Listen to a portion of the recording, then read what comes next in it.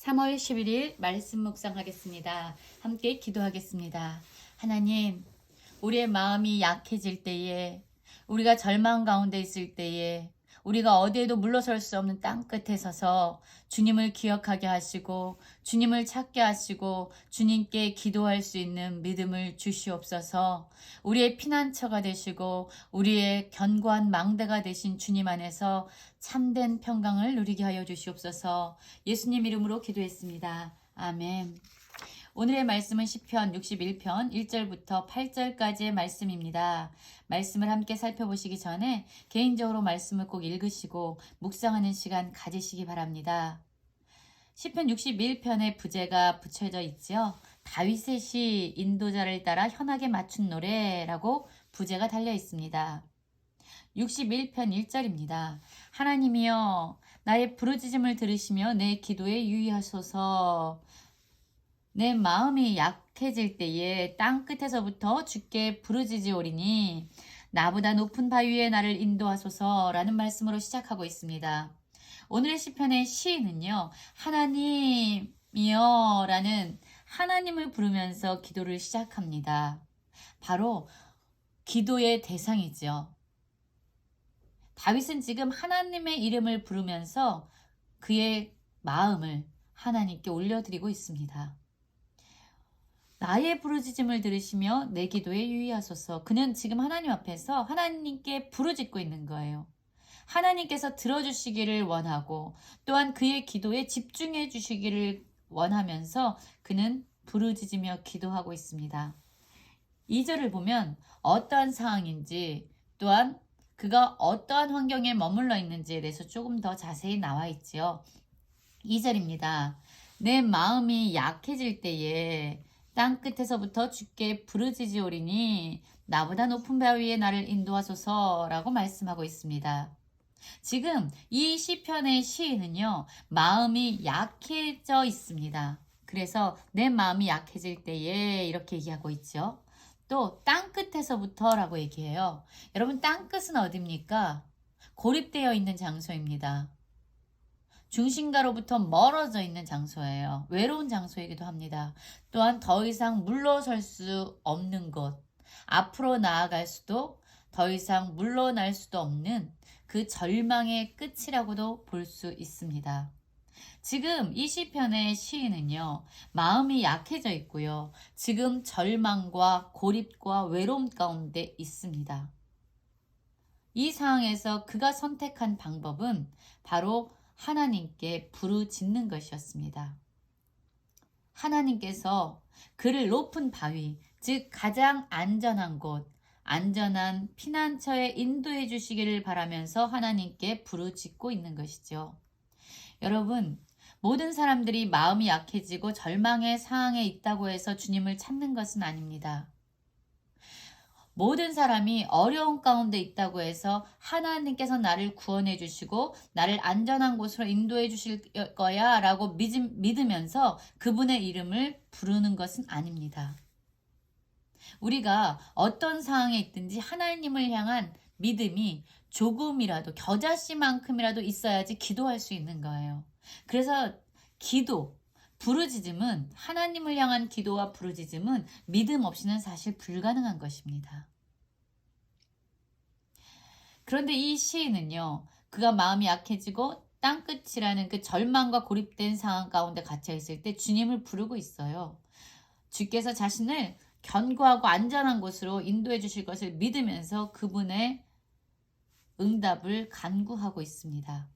여러분 이런 말이 있습니다. 그 사람을 정말로 알려고 한다면 그 사람에게 가장 높은 권위와 부요함을 주든가 아니면 그를 고통 가운데 집어넣으면 정말로 그 사람의 본성이 어떤지를 알 수 있게 된다라고 이야기합니다.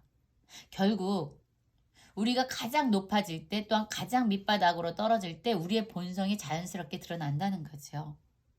여러분 지금 우리가 만약에 아주 절망 가운데 있다면 무엇을 하겠습니까? 어떤 사람은요, 상황을 비판할 수도 있어요. 하나님께 분노할 수도 있습니다. 다른 사람에게 탓할 수도 있습니다. 그러나 진정한 그리스도인들이라면 하나님을 찾고 하나님께 부르짖는 기도를 올려드려야 될 것입니다. 이것이 바로 믿음 있는 사람들이 취할 수 있는 방법이죠. 이 시인이 이렇게 기도할 수 있는 것은요, 하나님이 어떠한 분이신지를 바로 알았기 때문이에요. 3절부터 구체적으로 나오는데요. 주는 나의 피난처시며 원수를 피하는 견고한 망대이십니다. 라고 이야기합니다. 그렇지요. 하나님께서 자신을 안전한 곳으로 인도하실 뿐만 아니라 주님이 자신의 피난처가 되시고 견고한 망대, 적군이 쳐들어오는지 안 오는지 살피고 또한 안전하게 보호할 수 있는 그런 망대라는 것을 알았기 때문에 하나님이 어떤 분이신지 알았기 때문에 그는 기도할 수 있는 것이었습니다. 4절에 이렇게 결단하면서 이야기합니다. 내가 영원히 주의 장막에 머물며 내가 주의 날개 아래로 피하리이다. 정말로 그가 간절히 원했던 견고한 높은 바위나 피난처나 견고한 망대는 어디냐면 바로 하나님이 임재하시고 하나님이 거하시는 주의 장막입니다. 또한 주님의 날개 아래 바로 주님의 품입니다. 그렇습니다. 주님만이 우리를 모든 곳으로부터 가장 안전하게 보호하실 수 있는 분이에요. 어떠한 공간적인 장소가 아니라 바로 주님 자신이 우리에게는 가장 안전한 피난처가 되십니다. 그가 기도하다 보니까요. 정말 그의 인생 가운데서 하나님이 어떻게 했는지를 기억하게 된 거예요. 하나님이 내 인생에 어떻게 개입하시고 어떻게 인도하셨는지를 다시 한번 깨닫게 된 거죠. 5절입니다. 주 하나님이여 주께서 나의 서원을 들으시고 주의 이름을 경외하는 자가 얻을 기업을 내게 주셨나이다. 그렇죠. 하나님께서 지금까지 내 삶에서 자신의 소원을 들어주셨을 뿐만 아니라 하나님을 경외하면서 살았던 자기에게 기업을 주셨던 분이었지 를 기도하면서 점점 더 깨닫게 되었고 하나님이 어떤 분이신지를 점점 더 기억하게 된 것입니다. 여러분, 우리가 어떠한 상황에 있든지 특별히 마음이 약해지고 우리가 절망 가운데 있을 때 하나님이 어떠한 분이시는지를 기억하기 원하고 하나님의 우리 인생 가운데서 어떠한 역사를 이루어 주셨는지 우리에게 무엇을 주셨는지 우리에게 부어주신 은혜가 어떠한 것이었는지를 기억하기 바랍니다. 그 은혜를 기억할 때 우리는 비로소 그분 앞에서 기도할 수 있고 그분의 이름을 부를 수 있습니다. 6절부터는요.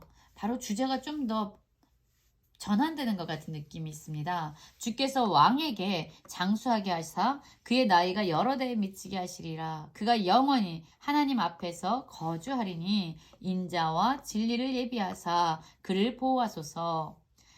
그리하시면 내가 주의 이름을 영원히 찬양하며 매일 나의 소원을 이행하리이다 라고 기도로 마치고 있는데요. 6절부터 보면 갑자기 왕을 위한 기도를 이 시인이 하고 있습니다. 이 시를 적은 시인이 바로 다윗이라는 것을 생각해 볼 때 아마 이 왕은 자기를 위한 하나님께 왕인 이스라엘 백성을 다스리는 왕으로서 자신을 위한 기도를 드린 것이라고 생각할 수도 있습니다.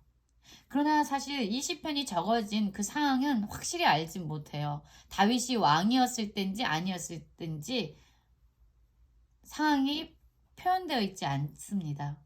그래서 자신을 향해서 드렸던 기도인지 아니면 이스라엘 백성을 안전하게 지키고 있는 왕을 위한 기도인지는 정확하게 나와 있지 않습니다.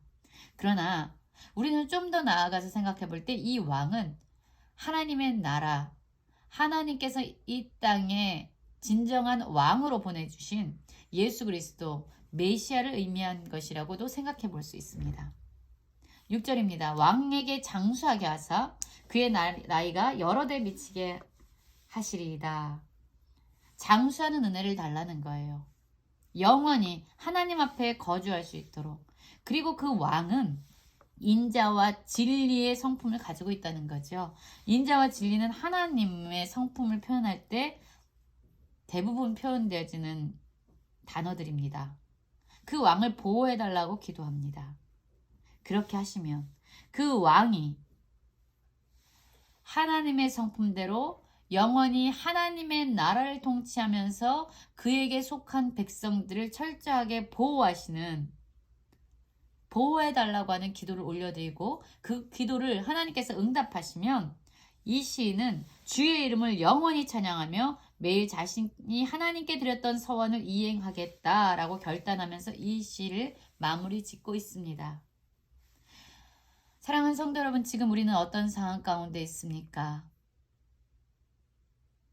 마음이 약해지고 있습니까? 땅끝이라는 고립과 절망의 한가운데 있습니까?